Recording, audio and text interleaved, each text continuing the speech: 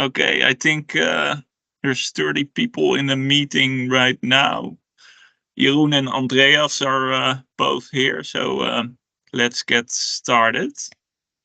So for today's speakers, there's of course Andreas as presenter and our moderator Jeroen van der Laak. Jeroen, would you like to introduce yourself? Yeah, sure. My name is Jeroen van der Laak. I'm a professor of computational pathology and the overall coordinator for Bigpicture. So in that sense, I'm here today as a moderator. And would you like to introduce Andreas as well? Yeah, sure. It's my pleasure to introduce our speaker. So Andreas currently is at Pfizer. He's a senior machine learning engineer.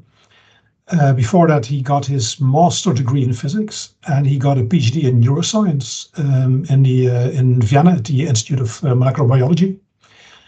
And after that, he worked for a number of years at Bayer in the machine learning group. And during his time in Bayer, Andreas developed a couple of open source tools, specifically for machine learning in digital pathology. And a couple of the notable examples are PACWO and TIFSite. I think Andreas will go into a lot of depth today in explaining what he did and what this can do for you.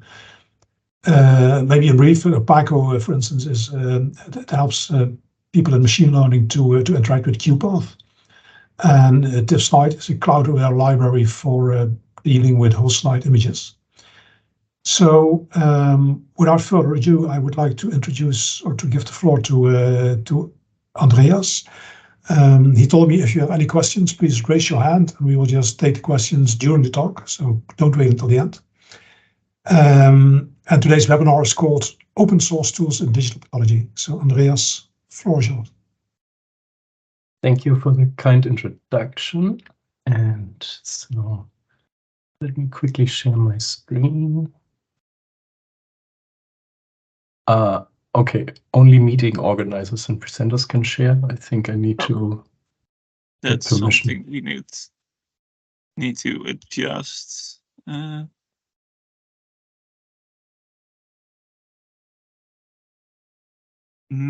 That's a challenge.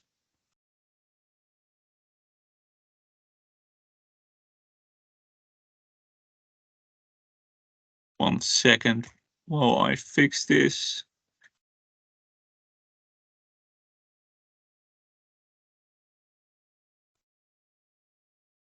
Yeah, maybe you can already tell a bit more about your work, Andreas. Yeah, so right. Okay, so yeah, basically, thank you. So yeah, thank you so much that I can present here today. So today I'm going to talk a bit about work that I've done at Bayer. And so this is specifically about 4 open source tools that I was developing in the time from 2022 to basically early this year.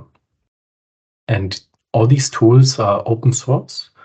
And so basically I hope I can give you a good introduction to those today, and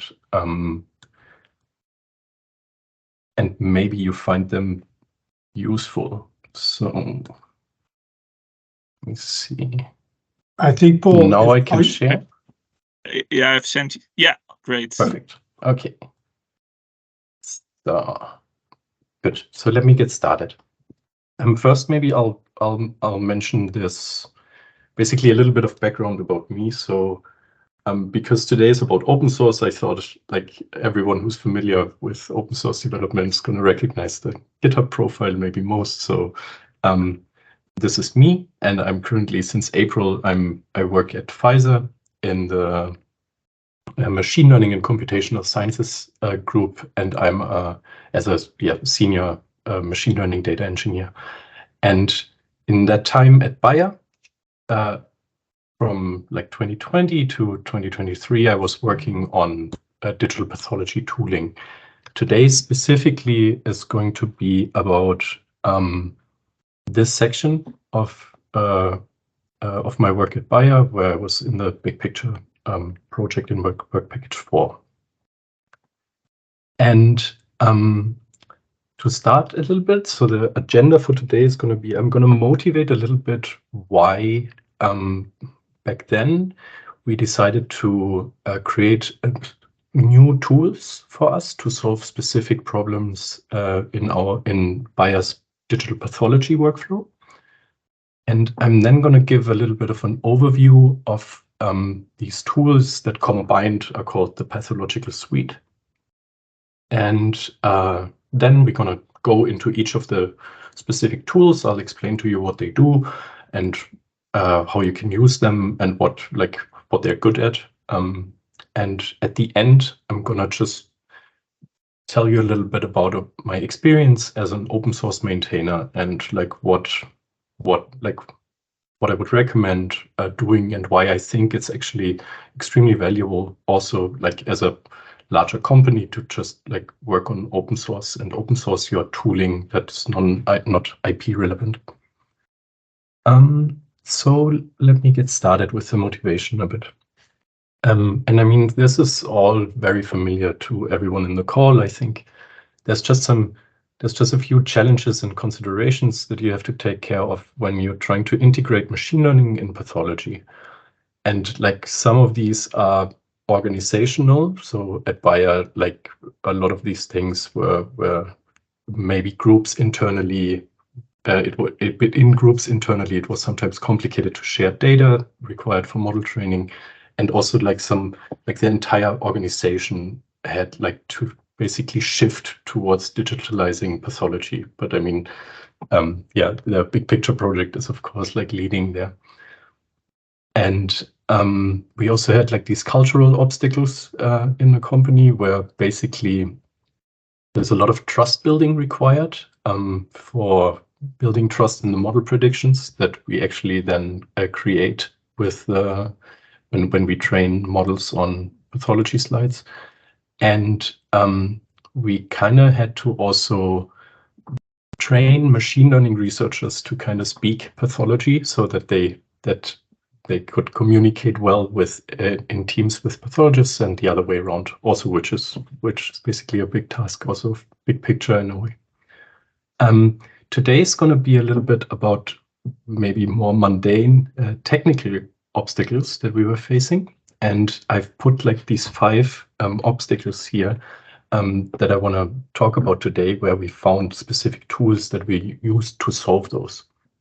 So one of these was when we were creating internal annotation datasets, our pathologists in internal tests really preferred specific annotation tools, in this case, non-web browser-based annotation tools, specifically here QPath, which is where later this Pacu tool will come into play.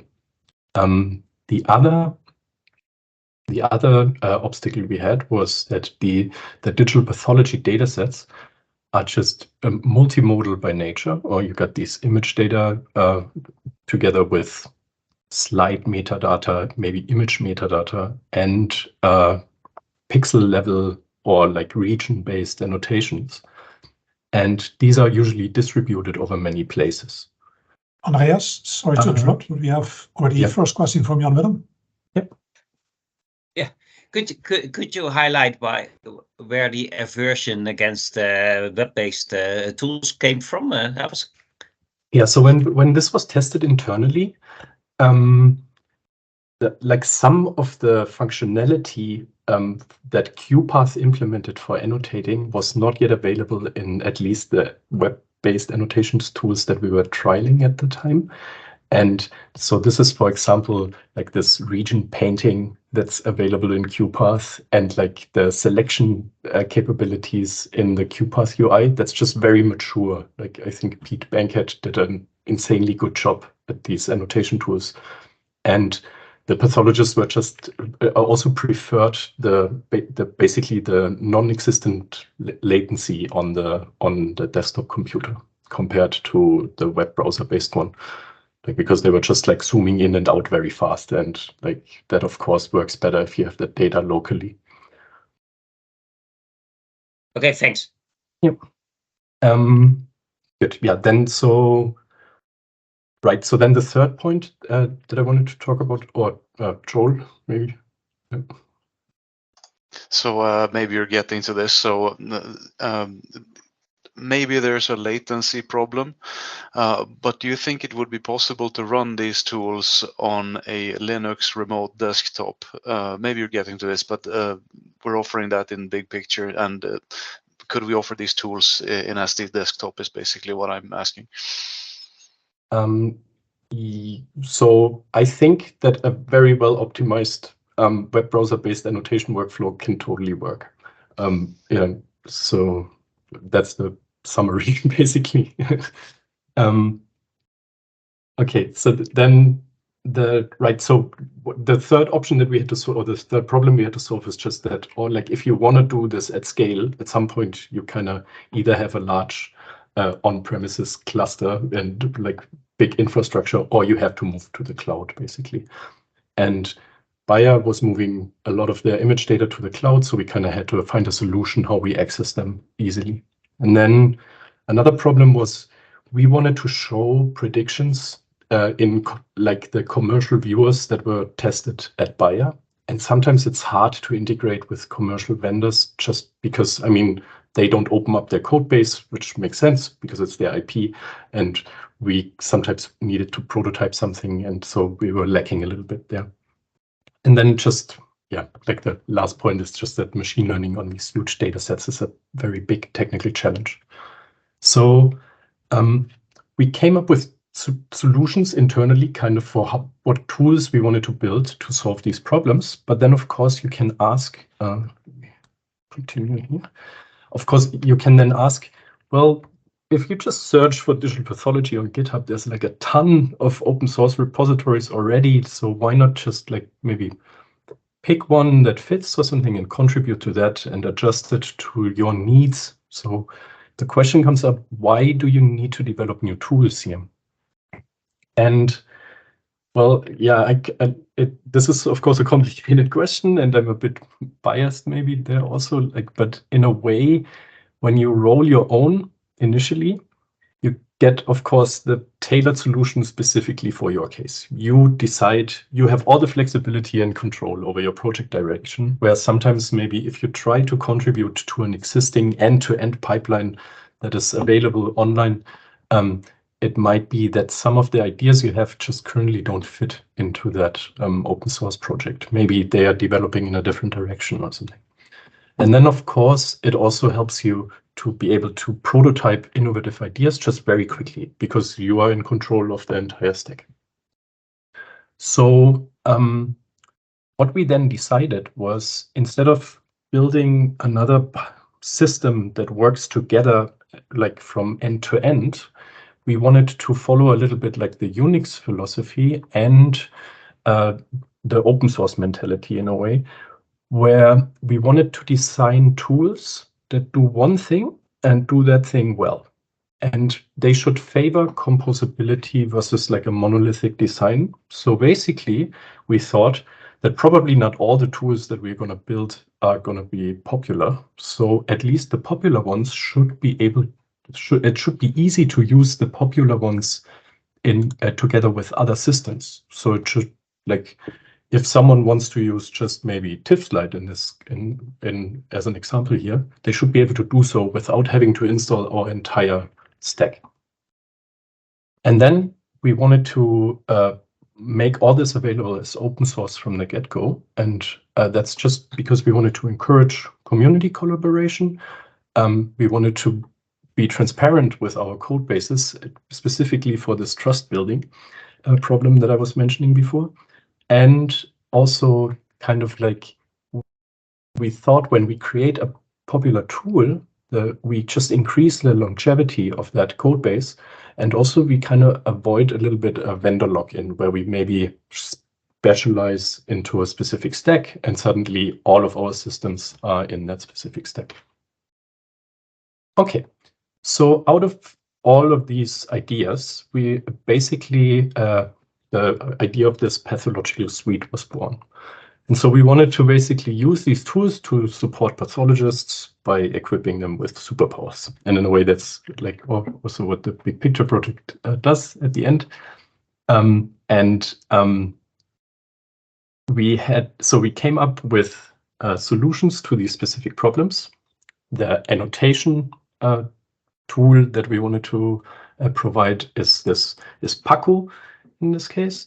TIFFslide was supposed to take care of this cloud native image access because of these large whole slide image data sets that are stored in the cloud. Together, this data is integrated in another tool that's called Pardo, and Pardo basically manages these multimodal data sets in a way that becomes easily handleable, independent of where you store them. Then there's a fifth library that I cannot show today. So this is Palo. This is the internal machine learning library, but this one wasn't open sourced. One of the issues there is, I would also say very likely, that open sourcing projects in hindsight becomes very complicated sometimes. So like going from like a decision basically to open source from the get-go is very important so that you keep internal stuff out of your code bases to have this more easily managed. So I think it might still be on the docket to open source this, but yeah, I don't know what the current state of this is. Halo and Pardo together, we then needed like a tool that allows us to visualize these data sets and our machine learning results in a way where we can prototype different views. And that was where Pavo was born, which is like a visualization playground. And I'm going to show it later today in the call. And all of those then together would have basically been like the superpower for pathologists to make better diagnoses and be basically supported by the AI systems. So I want to start now with diving into Paco, TIFFslide, Pardo, and Pavo. And I'll start with Paco, where, as I said, so the Paco stands for Pathological QPath Obsession. And it's basically, to summarize, it's a Python wrapper for QPath. And the reason, again, why we wanted to build this is the pathologists really preferred QPath in our tests. But we had this issue that actually trying to provision QPath projects at scale for our pathologists to basically just have them like create annotations on like, I don't know, hundreds of slides was a pretty manual task initially. And so we wanted to offload this to the machine learning researchers that when they basically had a data set that they were interested in, that they could just quickly write code to provision the data sets with the classes they might need to have annotated, etc. And so there Paco was born. It gives you a very Pythonic interface to all the functionality that's needed to create and read QPath projects. And it basically lets you share, prepare projects that also have annotations inside. So maybe you can even, if you want to, you can even use Paco to render your model predictions as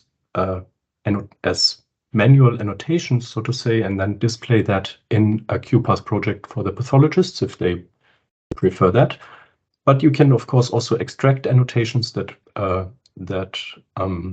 pathologists have done, and that easily facilitates a way of sharing QPath projects and annotated data.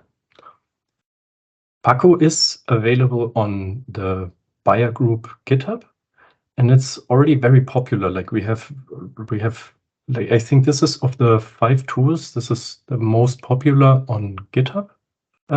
That were released, and there's like quite a community around it. So it's very nice to see that this was useful. I would say mostly because of the popularity of QPath in that way. Because I mean, yeah, I think everyone in the call probably has used or heard of QPath at least. So if you're looking for examples or something on how to use Paco specifically, the docs are really good. There's also people contributing examples to it. Just go to the repository. You can pip install and conda install it from any location you want, and it's like there's like 4 lines to get you going, and you can create your own QPath projects. It works with every single QPath version down to 0.2 or something, which is very, very old.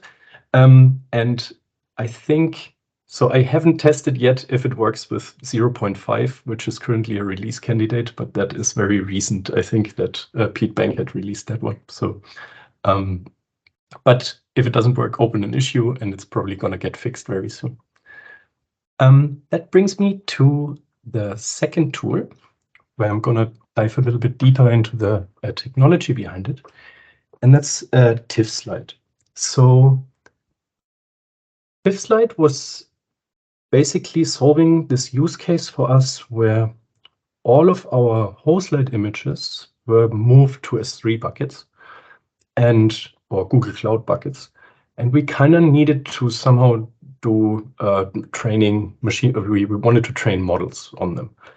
And the usual way this was handled was that the entire image of the S3 bucket was actually copied on an EC2 instance maybe, and then on that EC2 instance you trained on the data, or you pre-processed data in like basically the tiles that you wanted to extract from a whole slide image, and then you trained on that pre-processed stack.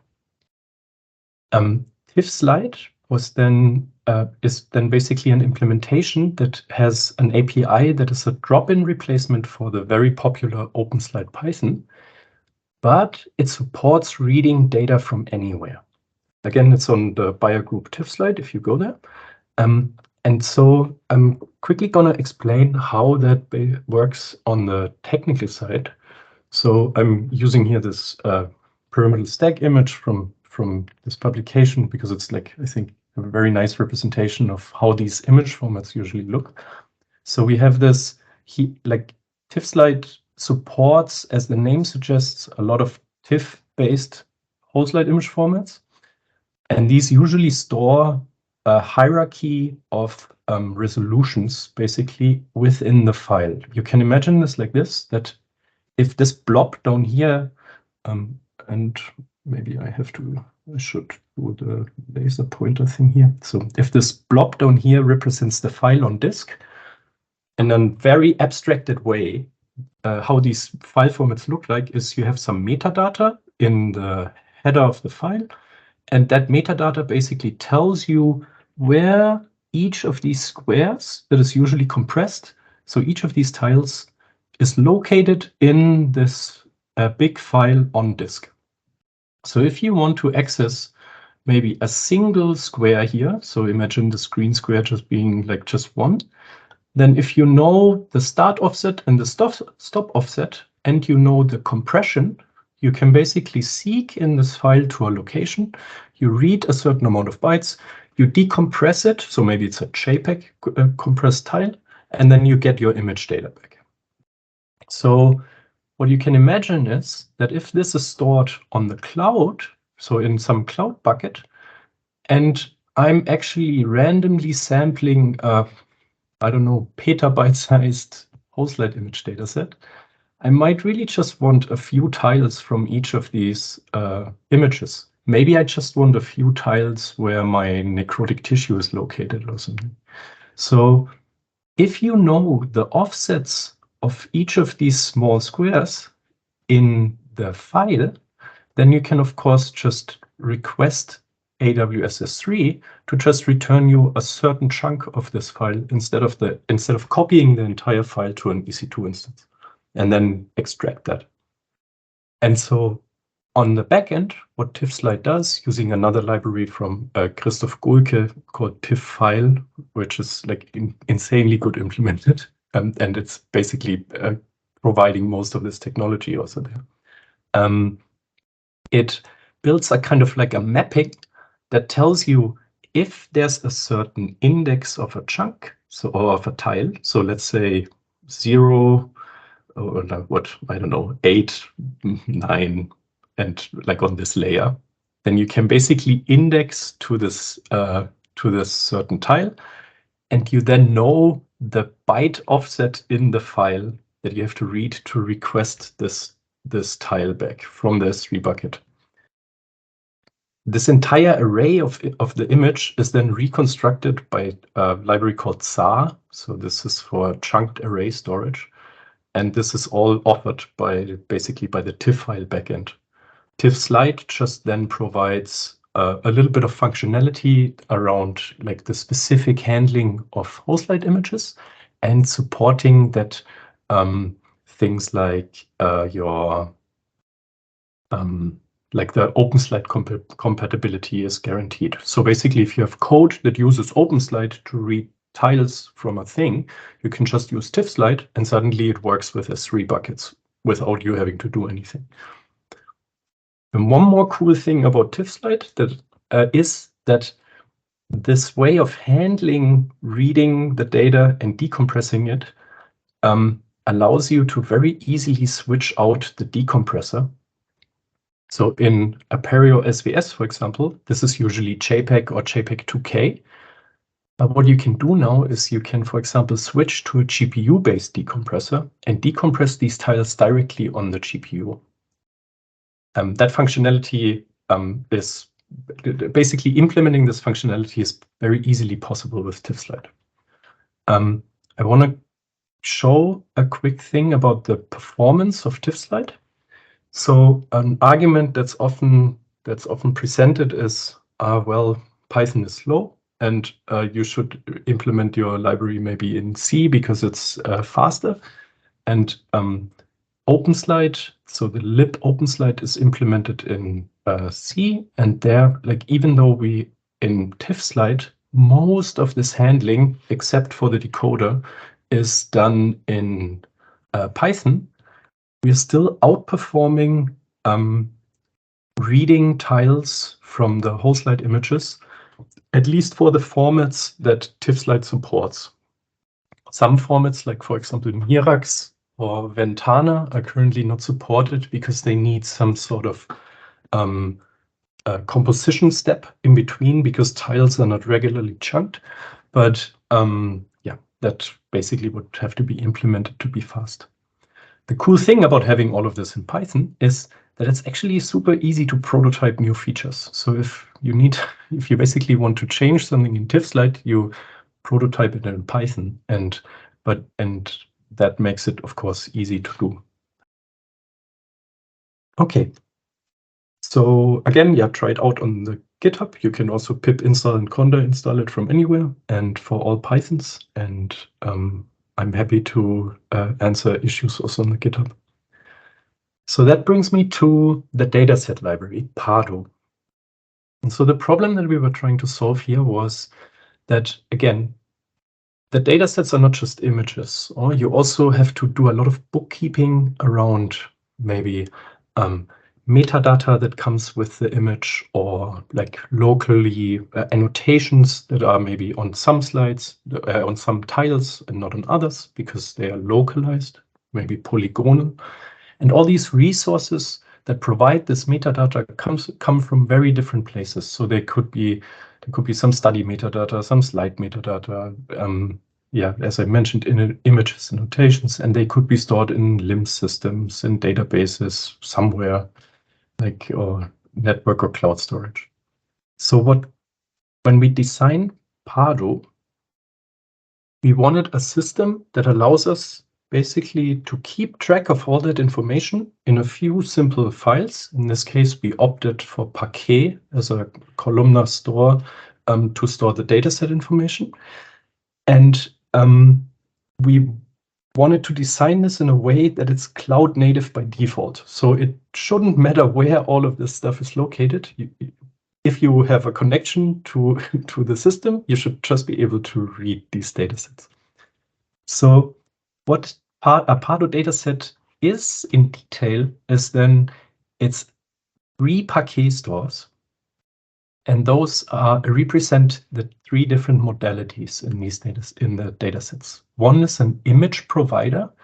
you can imagine this as basically a dictionary that maps an ID that identifies your slide to an instance of an image class that gives you access to image data independent of location, local, cloud, or maybe zipped in a tar file on an SSH accessible server. Then there's another store, a metadata provider, that maps an image ID to a pandas data frame. So there you can basically imagine this as a schema-free store for just arbitrary information. When we designed this, at some point we thought, it's going to be super interesting to actually enforce, for example, the mandatory metadata schema from Bigpicture on these metadata providers, maybe, and then you have a Bigpicture compatible Pardo dataset. And like the third providers are these annotation providers, which basically map an image ID to a list of shapely polygons. There's a little bit more information because each polygon can have a class, so to say, or a classification. This is basically allowing humans and machines to provide regions in polygonal regions within a slide to mark them. So why is that important? Not only for labeling, this is also used in a submodule of Pardo, which is called Pardo Iter Tools. And that allows you to basically iterate over tiles in Pardo datasets, but without having to load all the data. So imagine your 20 terabyte Pardo dataset is maybe stored on S3, and you have stored in this annotation paquet file, you have stored all your maybe human-made necrosis annotations. And what Pardo Iter Tools can do is actually you can write an iterator that lets you iterate just over necrotic tiles. And you're really just loading the information that you need on the to retrieve these tiles from S3. So if in total your annotations label a small fraction of your images, then you're only transferring that data. And the nice thing about this is that these annotation providers usually end up being like on the order of maybe 10, 50 to 100 megabytes. And the metadata usually compresses very well and is even smaller because it's just a slide level metadata. And then what you load in the end is you load one paquet file that is maybe, I don't know, 20 megabytes and contains all the image information. Another one that is like 50 megabytes or something to load all the annotation information, but then you get correct random access to a 20 terabyte dataset, and that is pretty cool, I think. So if you wanna try this, I set up a Pardo dataset currently just containing the images for the AWS Open Data TCGA bucket. So there's or Open Data hosts all the TCGA hostlet images, and there's like a 4-line piece of Python code that you can try to basically get lazy access to that. I think it's 17 terabytes of image data. Feel free to the documentation for this is probably pretty bad, so you might have to go to the Pardo repository to figure out how to do it. Good. That's basically Pardo. And now I want to talk about PAVO, which stands for Pathological Visualization Obsession. And there, our idea was, or the problem we were facing was that we kind of wanted to show the pathologists at Bayer how the data that's stored in these data sets and the results that we produced on them. And we wanted to be able to try new types of visualizations, and we wanted to basically quickly and rapidly prototype stuff there. And we had a few trials with different commercial vendors also, where sometimes it's just it's actually complicated to integrate custom data, custom predicted data that we wanted to show in their UI. So we created, actually with the people from Proscia, they were super nice, and we wrote a command line tool for Concentric for the viewer, and then we open sourced it also. So so that helped us a little bit with pushing our predictions into their UI. But of course, they can't easily make all their code base open source, so we can't make our own custom modifications there. So this was when Pavo was born. I'm now gonna quickly show you what that looks like. So you can imagine Pavo as a command line tool that takes a Pardo dataset and then displays it. It's not supposed to be a productionized host light image viewer instance on the web or something. It's really just more like, it's this use case where the machine learning researcher maybe wants to look at their dataset that they train on, and maybe they produced results, and then they want to show it to the pathologists. So just something very simple, an easy to use command line tool, also an easy to use stack that can be modified if you need another type of visualization or something. So here in this example, I show a very small data set, just 75 images that I have stored here locally as a Pardo data set from the TG Gates liver and kidney a rat data set. And so Pavo gives you some bare information about what's in that data set. You get a metadata view that shows you a table where you can scroll through the different slides, basically. You see what kind of annotations are available, if they were done on a slide level or if they are polygonal annotations. You can see if they come from a data set, from a human, or if I would have had model predictions right now from a model. You get some metrics about these and the additional metadata that is stored in the Pardo dataset, in the metadata provider. So basically, this can be arbitrary things. So if you have other metadata that would just be displayed in here, or it would be it's configurable how to display it.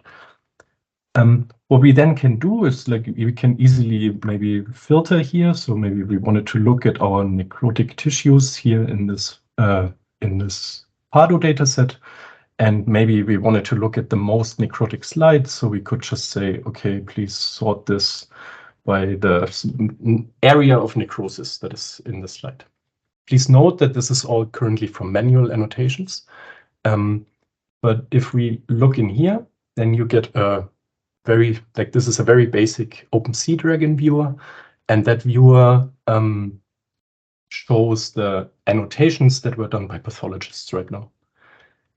One important thing here to note is this does not run a tile server or anything. This does not pre-process any of the images. This is loading directly JPEG encoded tiles from within an Apereo SVS image and displays it in the browser. It has to do a little bit of stuff like adding the JPEG header back to that encoded byte range to make it displayable in the browser. But basically, you read data from the native files. You don't have to pre-compute a pyramidal image stack made from JPEGs to then be able to display this. So this viewer also then supports heat map overlays, which the problem is because Parlo is not open sourced, and because I switched employers, I cannot show the predictions on this one right now. But basically, if you had predictions available also as pyramidal TIFFs, you could just display them on top as overlays on top of this.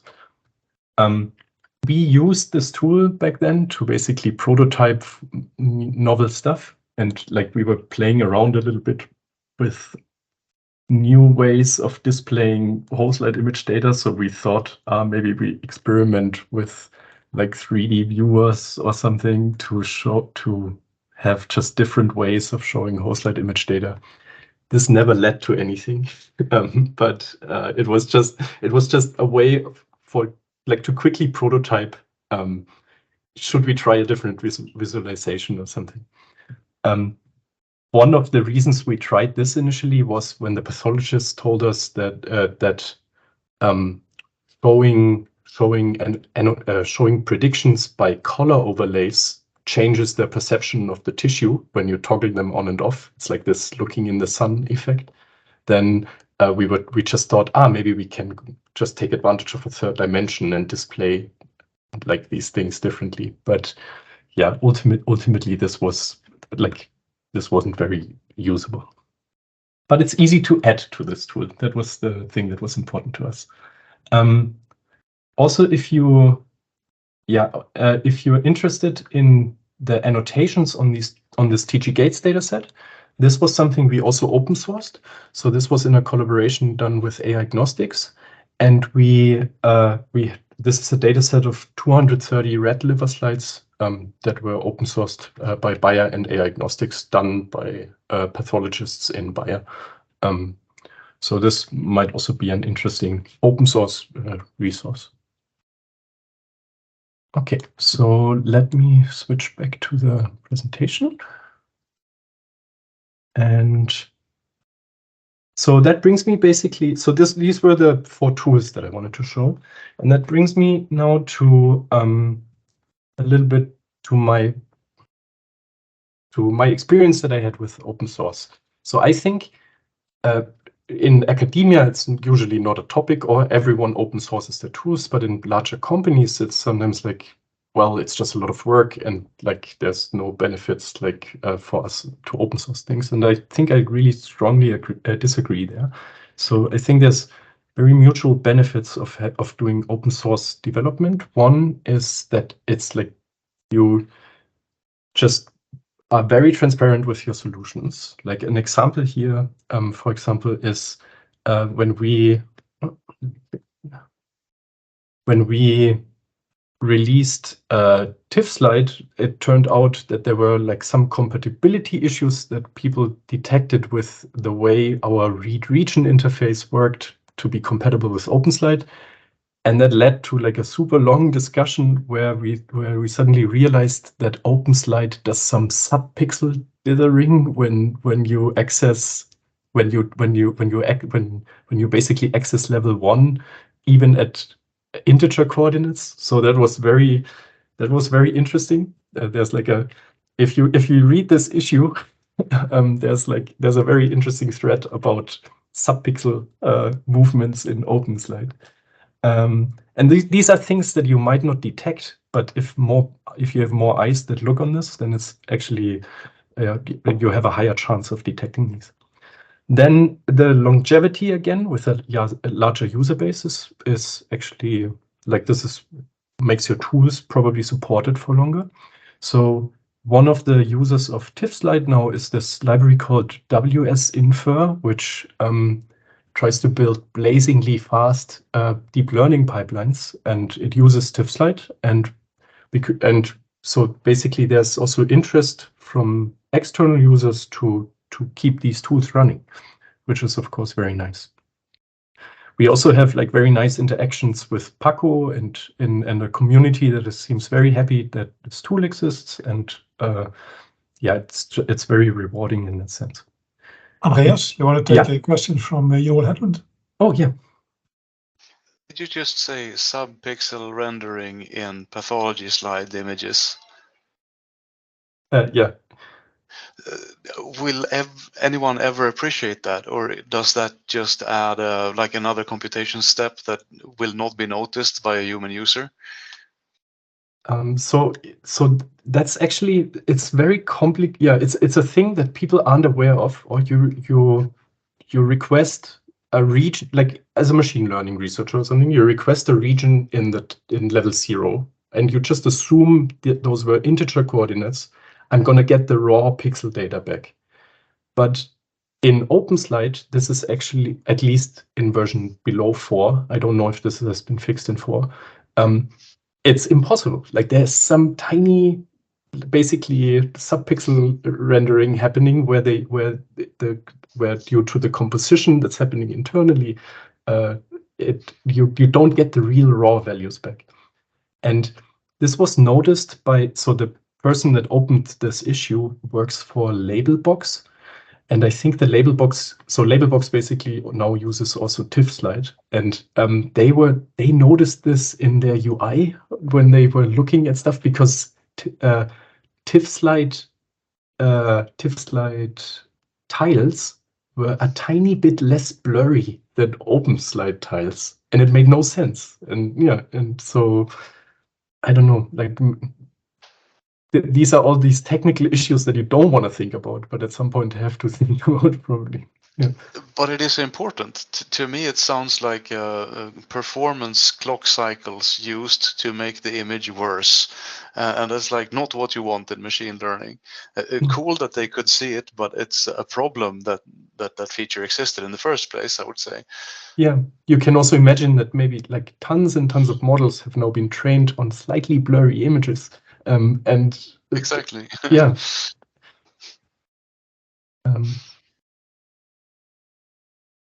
Yeah, and I see there's one more question. Yeah, thank you, Andreas, for a super interesting subject.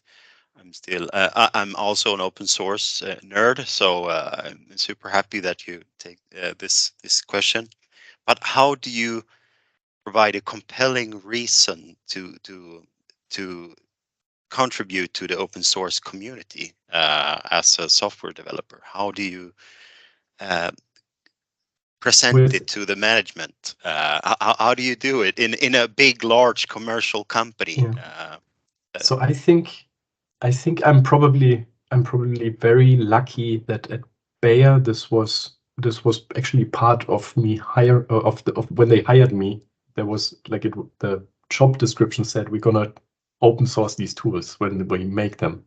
But now working at Pfizer, so I've been there since April, and we already open sourced our first library. So there's actually in the research branch, I think in the research branches of these big companies, there's a strong incentive now to open source, because usually I think the tools that we build to build machine learning models that's not, basically they are not IP, or like a pharma company is not gonna sell you a data loader at some point for a license to a data loader. So they want to make better drugs. So all the tools on the way there, why not open source them? Because you get all these benefits from the people that contribute back. And I mean, so I think the strongest argument actually at companies might be you attract talent. Because if you make the coolest tool out there and it's open source, then people are gonna be like, I've used that in my postdoc, and so now why not apply there? Super. Thank you, Andreas. You're welcome. Yeah. So right. So I mean, I'm just gonna go very quickly through these final things. So I think it's all also very, very obvious. You basically get this collective intelligence from the community. We had so I don't have a good example for rapid development in open source because it's actually a bit hard because you have to manage your repositories correctly. I'm a maintainer of a library called Universal Pathlib that basically gives you access to arbitrary file systems, blob storage, anything via a Pathlib API interface. And there, rapid development kind of happens because people have an easy way to implement other virtual file systems, to add functionality for that. And that's basically an easy way to branch out and create more usability. Then, of course, you get new ideas. We had for Paco, we had an example where someone then was using Paco together with pandas data frames, and it was actually interesting because other people might actually do that too, and they immediately added that to our documentation. And there's also unforeseen use cases where in Paco, for example, I think a master student used this to build the entire stain normalization pipeline for a tool that he was working on, and we just didn't foresee that use case. We thought it's used to make QPath projects, but then it was just interesting to see what people do with it. And then at the end, yeah, I'm strongly biased here. I think it's just super rewarding and fun, like to do open source. So it's very motivating, I think. And that brings me to the last slide. So why do I think is it important to develop in public? Because there's a slight difference on how I've seen how big companies release open source projects. There's first a prerequisite. Like, I assume that your code is just super easy to install. That's the most important thing. If that is not a given, then most of the things I say are mute probably. So you can either develop internally until it's very mature and then release, or you can release a prototype and develop that in public. And I think option B is actually the best, because you get a lot of benefits for that. First, the very initial user base that you get for your tool are the people that are insanely interested in that specific niche. So that specific niche that you're currently covering, they were looking for a solution to that. And those are your power users that are gonna be almost, like, it's almost sure that they are gonna turn into contributors. So in this very initial cycle, you can actually take advantage of everyone being super excited about this. And then also this public iteration on your tools just demonstrates momentum. If you look on GitHub and you find a tool that had one commit 8 months ago and nothing happened anymore, you're probably gonna pick even maybe the less mature project where you see active development. Because if you have a problem and then you don't get a reply for 3 weeks, it's probably better to just help out like someone else who builds up a tool with fast iteration. And then this external feedback that you get very early kind of prevents you from over specializing. So I think, for example, without the feedback on TIFF slide that we got initially about other formats and like the way people were using it, some of the internal implementation might have been over specialized to our use case. And ultimately, this made this tool better.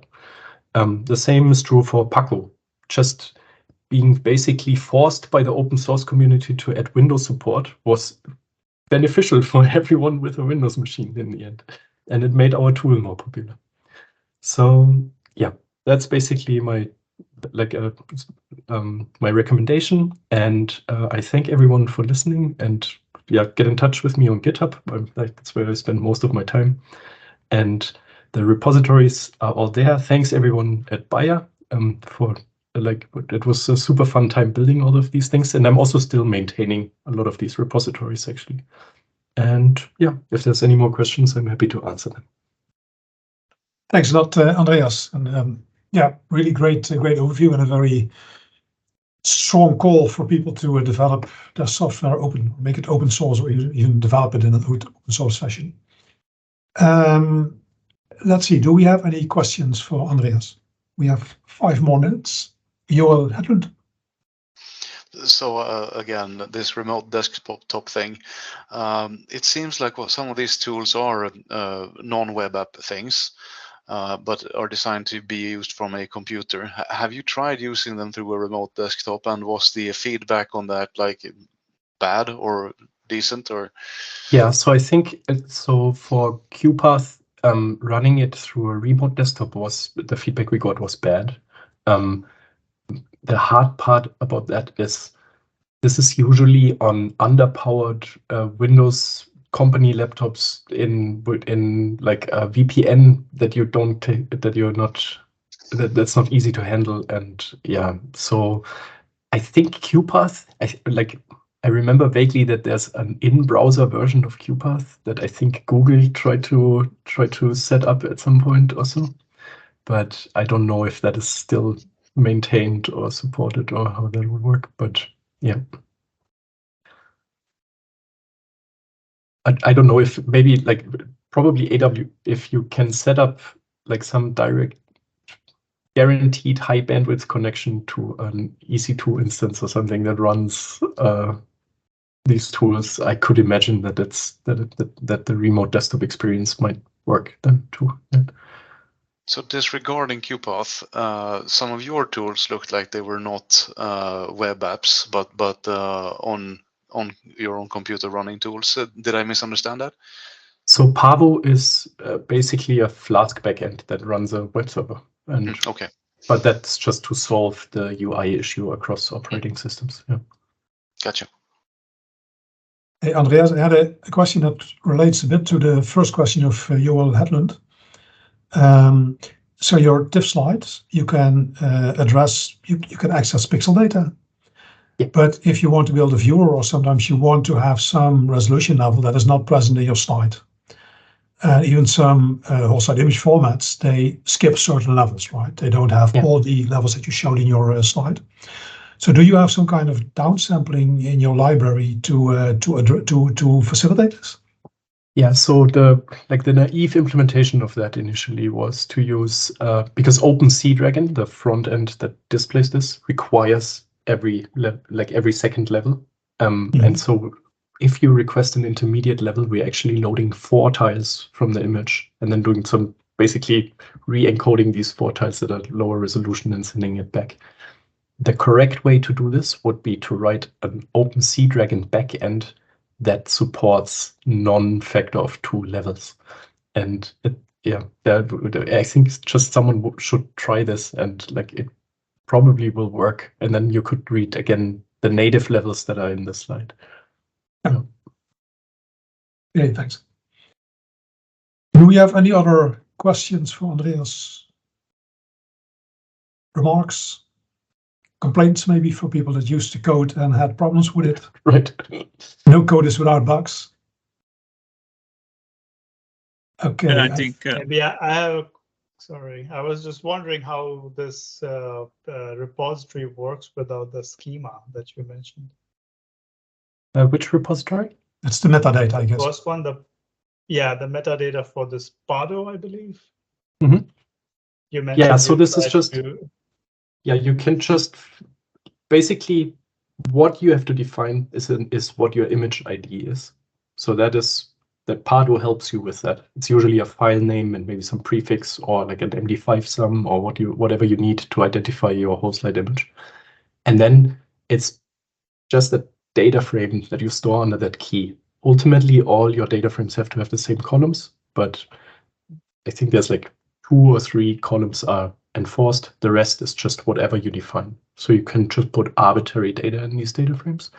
But Pardo helps you to handle this throughout your machine learning pipeline, basically. Later on, you get always a combined object that's a tile, the metadata that corresponds to the slide, and metadata that corresponds to the tile because it was maybe defined by a polygonal annotation on that tile. So it's just basically helping you with bookkeeping.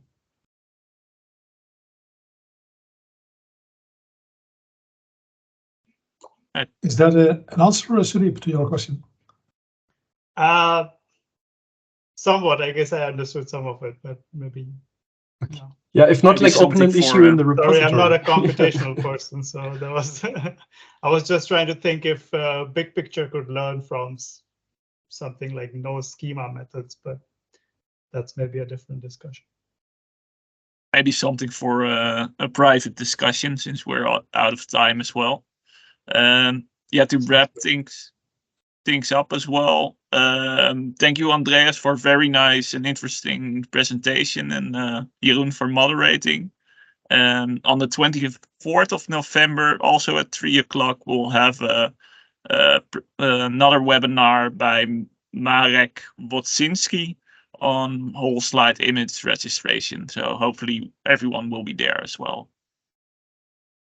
Thank you all. Thanks, everyone. Thank you. Thank you. Bye-bye. Bye-bye. Thank you so much, Andreas.